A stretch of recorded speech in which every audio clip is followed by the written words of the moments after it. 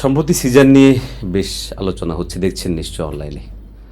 এই বিষয়টায় আমরা সাধারণ যে ভাইরা আছে অনেকের মধ্যে বাড়াবাড়ি ছাড়াছাড়ি লক্ষ্য করছি যে আসলে সিজারের ব্যাপারটায় তারা কোন জায়গাটা পৌঁছাবে।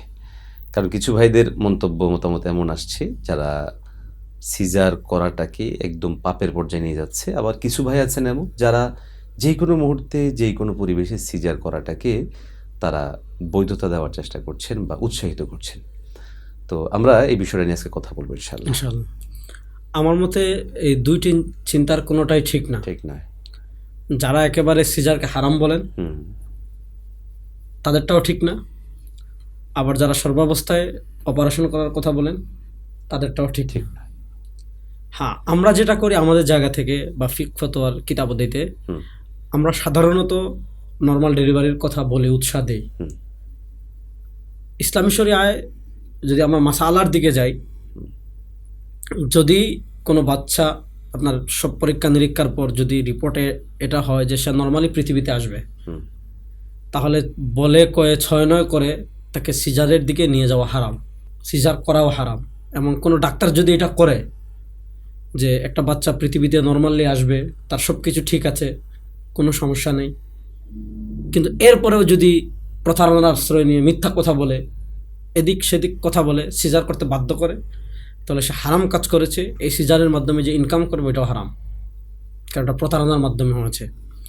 আবার যদি কারো রিপোর্ট দ্বারা এটা প্রমাণিত হয়, চিকিৎসা মানে একজন ন্যায় মানে আল্লাভীরু সৎ এবং যোগ্য কোনো চিকিৎসক এটা বলেন যে এই বাচ্চা যদি নর্মালি ডেলিভারি হয় তাহলে তার প্রাণ নাশের সম্ভাবনা আছে, অথবা তার বড় ধরনের কোনো অঙ্গহানি হওয়ার সম্ভাবনা আছে, তার মায়ের মৃত্যু অথবা তার মায়ের বড় ধরনের অঙ্গহানি কিংবা বড় ধরনের কোনো ক্ষতি হয়ে যাওয়ার সম্ভাবনা আছে, তাহলে তাকে সিজার যদি আপনি না নেন এটা হারাম কাজ করেছেন, বরং আপনি তাকে সিজার করাতে হবে, করার দরকার ছিল, সিজার করাতে হবে।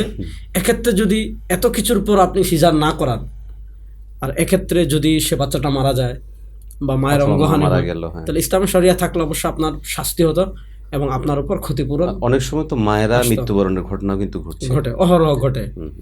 তো এখন আমরা যেটা বলি জন্মদান করা এটা অনেক একটা সওয়াবের কাজ। তো এখানে এক একভাবে সিজারকে পুরোপুরি না করারও সুযোগ নেই, অস্বীকার করারও সুযোগ নেই, আবার ব্যাপকভাবে উৎসাহ দেওয়ারও কোনো কি নাই, সুযোগ নেই। আমরা এই ক্ষেত্রে এটাকে একটা চিকিৎসা পদ্ধতি হিসেবে উপস্থাপন করতে পারি যে চিকিৎসা মানুষ কখন গ্রহণ করে, যখন প্রয়োজন দেখা দিবে এবং সেই প্রয়োজনটা যখন নিশ্চিত হবে। তো চিকিৎসার ক্ষেত্রে যেমন আমাদের জন্য অনুমোদন আছে চিকিৎসা গ্রহণ করা, একইভাবে এখানেও বিষয়টা সেভাবে আমরা দেখতে পারি। আমাদের দেশে আপনি হয়তো খেয়াল করেছেন, বিশেষ করে হাসপাতালগুলোতে এটা কিন্তু ব্যাপক ঘটে। মূলত আজকের এই আলোচনাটা উঠে আসার পিছনে এটাও একটা বড় কারণ যে অনেক হাসপাতালগুলোতে এই পরিমাণ লোকদেরকে সিজারের প্রতি উদ্বুদ্ধ করা বা সিজারের পক্ষীয় বয়ান করার বিষয়টা দেখা যাচ্ছে যে মনে হচ্ছে যেন সিজার করতেই হবে, যে কোনো মুহূর্তে করা লাগবে। আরেকটা যেটা হয় যে যখন এই সময়টা কিন্তু খুব গুরুত্বপূর্ণ একটা সময়, এবং এই সময়টা মানুষের খুব মানে আতঙ্কের একটা সময় যায়, এমনভাবে বিষয়গুলো তখন উপস্থাপন করা হয় যে মানুষ তখন ওটা ভাবতে পারে না। এটা কিন্তু খুবই খারাপ কাজ। এবং শরিয়ার আলোকে যেটা আমি আগে বললাম যে আপনি যদি এইভাবে কাউকে বাধ্য করেন তাহলে আপনার পুরো ইনকামটাই হারাম হবে এবং আপনি কবিরা গুনাহের অধিকারী হবেন। তো আমাদের দেশে আমরা যেটা বলবো, যখন করোনা ছিল, করোনার সময় কিন্তু বেশিরভাগ বাচ্চা স্বাভাবিক নিয়মে আসছে, এটা প্রাকৃতিক নিয়ম, এবং হিসেবে দেখা যাচ্ছে ওই সময়টায় এখনকার সময়ের তুলনায় বাচ্চা অনেক বেশি হয়েছিল। হ্যাঁ, আচ্ছা। তো আমরা যেটা প্রথমত ডাক্তারদের কাছে আমাদের যেটা অনুরোধ থাকবে যে কাউকে অহেতুক কোনো মানে তুচ্ছ কোনো কারণে বা অহেতুকভাবে ভয়ভীতি দেখে কাউকে সিজারে বাধ্য না করা। আবার সাধারণ মানুষ যারা আছেন, যদি কোনো তাকওয়াবান সৎ যোগ্য ডাক্তার পরামর্শ দেন যে অপারেশন না করলে বড় ধরনের সমস্যা হয়ে যাবে, তাহলে অপারেশন করতে গাফলতি না করা চাই। এটাই হলো এই মাসালার সমাধান।